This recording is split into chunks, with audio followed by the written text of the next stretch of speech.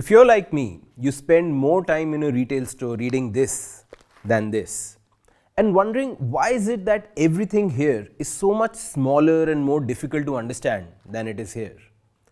No worries though, no matter how confusing or small it seems, in this video, I'll teach you how to read nutrition labels. More specifically, we learn 4 things. 1. How do you calculate the calories in your food? How do you calculate the calories in one serving? It can be 1 biscuit or 1 square of chocolate. 2. How do you understand the nutrition in your food? Both macronutrition, that's protein, carbs and fat, and micronutrition, stuff like vitamins and minerals. 3. How do you decipher the amount of sugar in your food, especially given how it comes in so many hidden forms? And 4. We'll also decode all the technical stuff. What's the difference between cal, kcal and kj? What's RDA and DI and percentage DV and all of that jargon? All this and more in the new series we call the Whole Truth Academy. Let's begin with some basics. This is the nutritional table. FSSAI, that's the Food Safety and Standards Authority of India, mandates that every packaged food needs to have this table. All brands have to send their food samples to one of 187 FSSAI approved labs across the country and get their food tested. Now, FSSAI controls the list of labs to ensure consistency in testing methods. So you know that you can trust the table, whether it's behind a biscuit pack or an aloo bhujia pack, whether it's made by brand A or brand B. Now, as per FSSAI rules, 5 pieces of information are mandatory to be declared in this table. These 5 are total calories, carbohydrates, proteins, fats, and within carbohydrates, it's mandatory to declare the added sugars. Yes, sugar is a carbohydrate. So if you've used fruits or dry fruits or dates in your food, the natural sugar in them does not need to be separately declared. But if you're adding any refined sugar on top, that needs declaration. So yeah, these 5 things you will always find in a nutritional table. Beyond this, FSSAI also mandates that any nutrient regarding which a claim has been made on the front of the pack needs to be declared at the back. Now, claims in marketing language are the benefits of the product that the manufacturer claims on the front. Stuff like high protein, vitamin enriched, fortified with iron, all of these are claims. And if you've made a claim regarding a certain nutrient, well then FSSAI says you better declare its quantity at the back. Problem is that marketeers have found a great way to use English words to spice up these claims.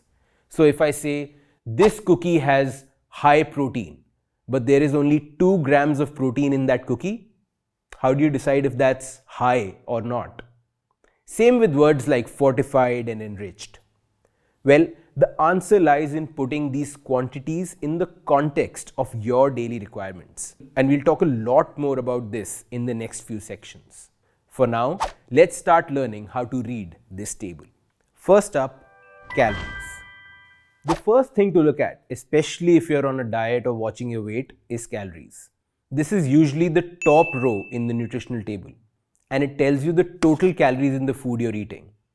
A calorie basically is a measure of energy. How much energy will this food give me? For the science students out there, if you recall, a calorie is the amount of energy required to raise the temperature of 1 kg of water by 1 degree Celsius. Remember? Now, some food packets say cal, some say calories, some say kcal. Don't get confused. These are all the same, no difference. Kcal means kilocalorie, but it's not 1000 calories. It is 1 calorie. Don't ask why. Now, as per the RDA or recommended daily allowance, the average Indian urban male needs to eat about 2100 calories in a day. And for women, that's about 1700 calories. This RDA is calculated and published by the NIN or the National Institute of Nutrition. By their definition, a diet of less than 2100 calories is likely to be a deficient one. In fact, this is what's used to define the poverty line. So if you don't earn enough to eat 2100 calories per day, you're BPL or below poverty line. But remember, these guidelines are very generic. I, for example, start gaining weight if I eat anything more than 16 to 1700 calories a day. And just to put 2100 calories in context, a chicken Maharaja Mac, that double patty McDonald's burger, is 675 calories. Then, calorie wise, I can eat 3 of those every day. Of course, it wouldn't satisfy your nutritional needs, but all I'm saying is for us urban dwelling, sedentary job holding folks, perhaps we need to be a bit under the RDA. So, you should read the calories on the label in this context. Decide what your calorie quota is, given what your fitness goals are, and then always calculate what percentage of your daily quota will go away by eating this food. But there's a problem with that. You'll notice that some products declare nutritional information per 100 gram and some do it per serving. This again is as per law. FSSAI says that you have to declare at least one of these two. Problem is, this either or rule can confuse consumers. For example, take these two cola cans.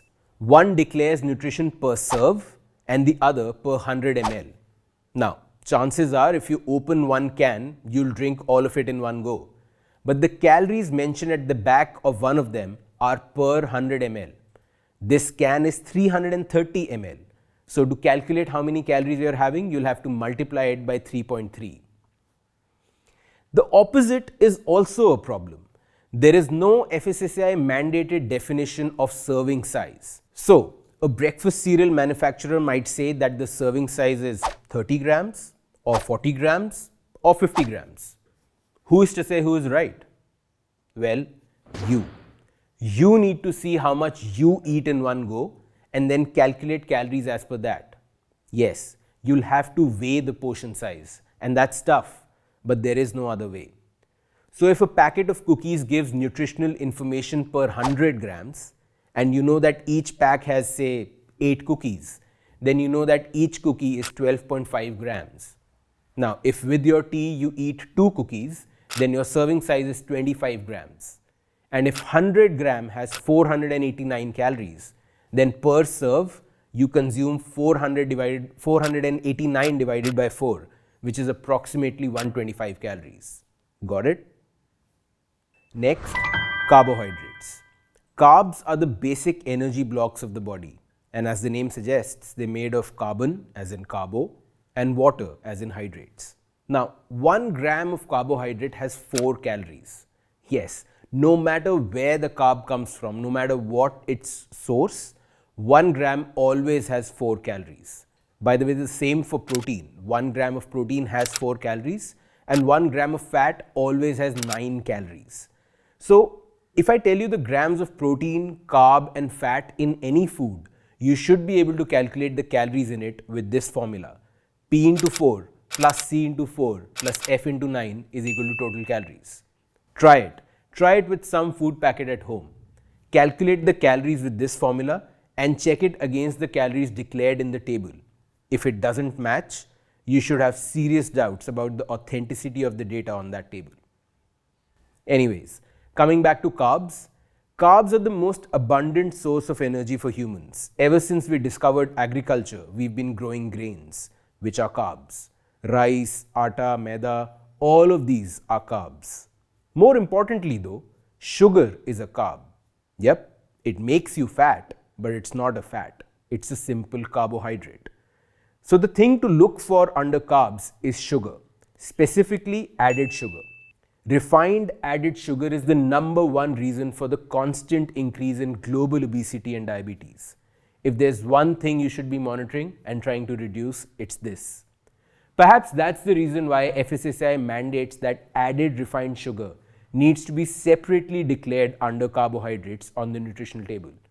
They want consumers to know when they are hurting themselves by having too much sugar. Now, WHO, or the World Health Organization, recommends 25 grams of sugar as the right intake per day for an average adult. That's about 9 kgs of sugar per person in a year. And India's average consumption stands at 19.3 kg. That's more than double the WHO recommendation. And that's the average. No points for guessing who. the people in the villages or us city dwellers eat more than the average. So yeah, start counting how much sugar you're having, especially from packaged foods. And remember, count sugar also as per the serving size that you are eating, not what it says on the pack. Now, counting added refined sugar is easy because that's clearly declared on the pack. As you learn to do this though, you'll be faced with another problem.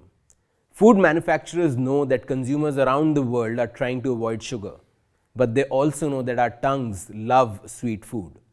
So they found sugar substitutes that act like sugar but don't need to be declared as sugar on the nutrition label. These are the tough ones to spot, and I'll show you how in our next video about how to read ingredient lists. Be sure to check it out when it releases next week. Next up, fats. First of all, fat is not a bad thing. In fact, fats are essential to life. They grease our internal wiring, help absorb nutrients, keep us warm, and help transit signals from one part of the body to the other. But yes, fats are calorie dense. Remember, 1 gram has 9 calories, more than double that of carbs. Also, not all fats are equal. You would have heard of good fats and bad fats. Usually that's a byword for unsaturated and saturated fats. As a thumb rule, people believe that unsaturated fats like olive oil, peanut oil, fats in nuts and seeds, etc. are good. And saturated fats like the fats in red meat, butter, cheese, etc. are bad. This is true, but not always. For example, coconut oil is a saturated fat, but as we Indians know, it has many benefits. But as a thumb rule, yes, you do want to maximize on unsaturated fats. The thing to look out for under fats is the third kind, that's trans fats. These are definitely bad and you want to keep them at 0. Now, if the nutritional facts label says that the product has 0 gram trans fat, that does not necessarily mean it has no trans fats. It could have up to half a gram of trans fats per serving. Yes, the label is rounded down to 0. So check the ingredient list to see if partially hydrogenated oils are also on the list. Those are trans fats. Also, you might find some manufacturers use the words MUFA and PUFA. That's mono unsaturated and poly unsaturated fats. These are the good guys. The more of these in your food, the better. Overall, fats are not bad. They are just calorie dense. So try and maximize the good ones and stay within your calorie limit. Protein. Protein is the thing that makes muscles, the thing that all of us Indians eat less of and need to eat more of. Proteins are chains of amino acids. There are 21 kinds of amino acids to be precise, out of which 9 are called essential. What that means is that our body can't manufacture those essential amino acids on its own. So we need to consume them via food. And different foods have different amino acid profiles. That's why it's recommended to get your protein from varied sources like fish, meats, lentils, nuts and legumes. Now, as per the RDA, an average Indian needs about 50 grams of protein each day. Most of us Indians are deficient by this measure, especially the vegetarian ones. Also remember that the RDA recommendation is for people looking to maintain muscle mass, not gain. If you want to gain muscle, you need to be eating much more than that. A simple rule to follow is that a regular person should be having about 0.8 grams of protein per kg of body weight. Someone looking to put on serious muscle needs to double that. Oh, and once again, don't be fooled by claims like high protein. There is no standard definition of what high means. A pack of cookies might claim 20 gram protein, and you might realize that there's 20 grams of protein in the entire pack, not in one cookie. Instead, think of it like this. If you need 60 grams of protein a day, and if you're having 3 meals, you need about 20 grams of protein per meal. And that's not easy. Not if you're an Indian, not if you're a vegetarian Indian. So, you really need to find your protein sources. I'm leaving a list of all veg protein sources for your reference in the video notes. Do check it out. Before I sign off, 2 more tips regarding the jargon on the nutritional table. First, DI or percentage DI. You'll see a column with this word in some nutritional tables. Percentage DI means percentage daily intake. Some people also say percentage DV, that's percentage daily value. They're both the same. It tells you the percentage of your recommended daily allowance, that's RDA, for that particular nutrient that this food delivers. And I know I sound like a broken record saying this all the while, but this too has to be seen in the context of your serving size and your overall calorie quota. A bowl of butter chicken might have 15 grams of protein, which is 25% of your protein DI, but it also has 800 calories, which is 40% of your calorie DI. So eat cautiously. That's it. These are my 5 symbols to reading a nutritional table. First, check the calories per serving and what percentage of your calorie quota that takes away. Second, check carbs and their source. You want less sugar and more complex carbs from whole grains. Third, check fats. You want more unsaturated, less saturated and zero trans fats. Fourth, check protein. You need at least 50 grams a day as an Indian. You need them from varied sources and you need to be aware of claims. And fifth, don't get confused by DI, RDA, KJ, etc. You understand these now. If you have any questions or doubts about any food's nutrition label, feel free to ask in the comments below. In the next video, which releases next week, we'll talk about how to read ingredient lists, the second part of the back of pack. How to find hidden sugars and harmful chemicals that hide there as natural ingredients when they are anything but. Hit the subscribe button below and get notified every time we release a new video. Ciao for now.